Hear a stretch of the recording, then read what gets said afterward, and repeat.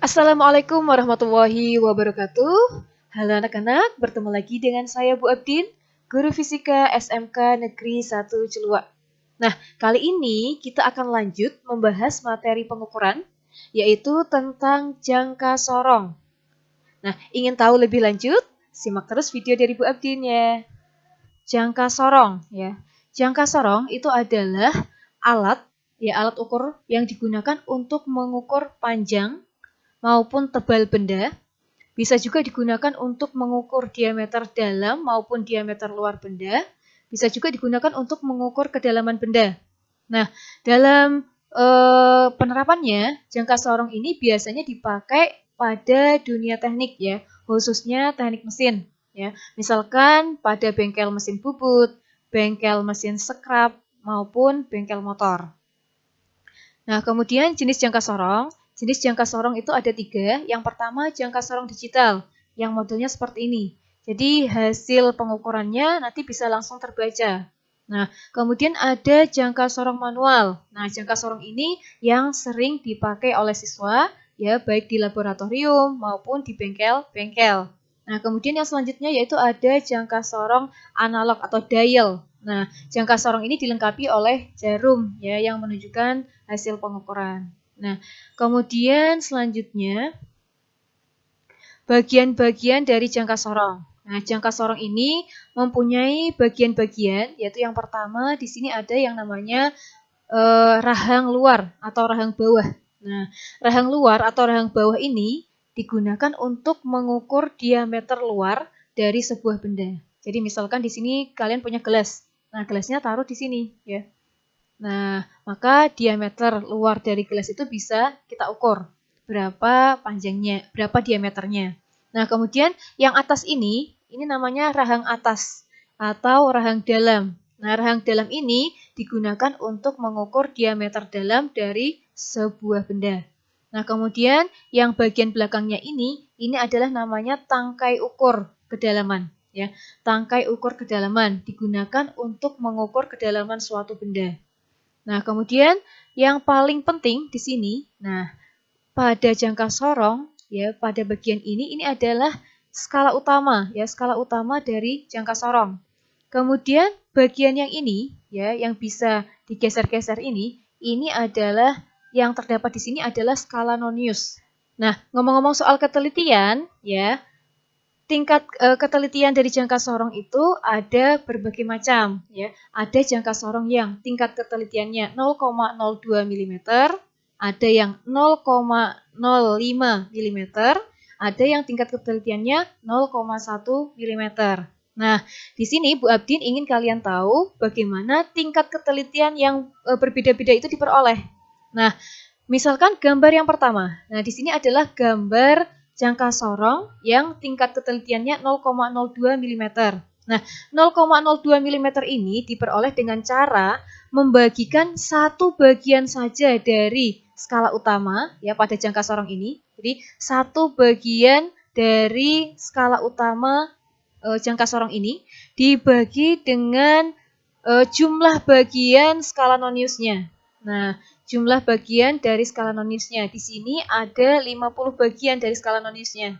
Nah, ketika kita bagikan ya 1 mm dibagi dengan 50, maka hasilnya adalah 0,02 mm.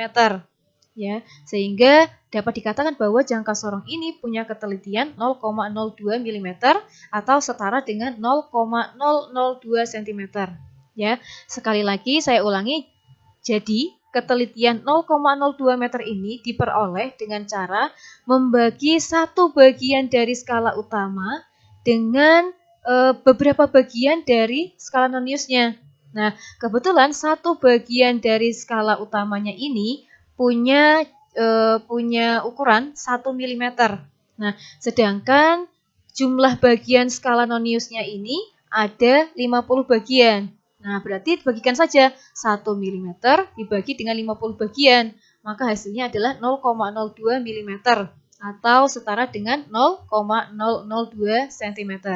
Nah, dengan cara yang sama, ya, untuk jangka sorong yang ini pun berlaku rumus yang sama, ya, yaitu ketelitiannya diperoleh dengan cara membagikan satu bagian dari skala utama dengan jumlah bagian dari skala nonius. Nah, satu bagian dari skala utamanya ini ya sama, nilainya 1 mm. Nah, kemudian dibagikan dengan jumlah bagian dari skala noniusnya. Nah, di sini untuk jangka sorong yang ini, jumlah bagian skala noniusnya ada 20 bagian. Sehingga ketika dibagikan 1 dibagi dengan 20, hasilnya adalah 0,05 mm atau setara dengan 0,005 cm. Nah, selanjutnya adalah jangka sorong dengan ketelitian 0,1 mm. Nah, 0,1 mm ini ya memperolehnya dengan cara yang sama, yaitu membagikan satu bagian dari skala utamanya dengan jumlah bagian dari skala noniusnya. Nah, satu bagian ini panjangnya adalah 1 mm. Nah, sedangkan skala nonius pada jangka sorong ini punya 10 bagian. Nah, berarti 1 dibagi dengan 10, hasilnya adalah 0,1 mm atau setara dengan 0,01 cm. Nah, selanjutnya, pembacaan hasil pengukuran jangka sorong. Nah, jangka sorong ya, secara teori bisa kita baca hasilnya dengan rumus yaitu skala utama ditambah dengan skala nonius yang berhimpit dengan skala utama, kemudian dikalikan dengan skala terkecil dari jangka sorong itu sendiri. Nah, perhatikan contoh hasil pengukuran menggunakan jangka sorong berikut ini. Nah, kan skala nonius, sedangkan yang ini adalah skala utama. Nah, kita perhatikan garis pada skala utama sebelum skala 0 pada skala nonius. Berarti kan skala 0-nya pada skala nonius kan ini. Nah, jadi ini adalah skala 0 pada skala nonius. Nah, garis sebelum skala 0 itu adalah ini. Nah, ini yang kita baca. Nah, kalau ini 2, ini 3, ini berarti 2,5. Nah, sehingga yang ini adalah 2,5, 2,6, 2,7. Nah, berarti ini adalah 2,7. Nah, 2,7 satuannya adalah cm. Ditambah dengan, perhatikan garis di skala nonius yang berhimpit atau lurus dengan skala utama di bagian atasnya ya. Jadi cari skala nonius yang letaknya berhimpit dengan skala utama. Berarti yang paling berhimpit adalah yang ini ya. Nah, kemudian bacanya itu berarti yang bawah ya pada skala noniusnya. Kalau ini 5, berarti ini adalah 6 ya. Nah, maka tambahkan 6 dikalikan dengan skala terkecil dari jangka sorong, yaitu tadi 0,01 ya. Jadi kalikan aja dengan 0,01 cm. Maka diperoleh hasil 2,7 cm ditambah ini kali ini berarti 0,06 cm sehingga hasilnya adalah 2,76 cm. Nah, kalau biasanya di jurusan otomotif itu biasanya menggunakan satuan mm. Nah, maka bisa kita konversi satuan cm ini ya 2,76 cm menjadi ke dalam milimeter menjadi 27,6 mm. Nah, gimana?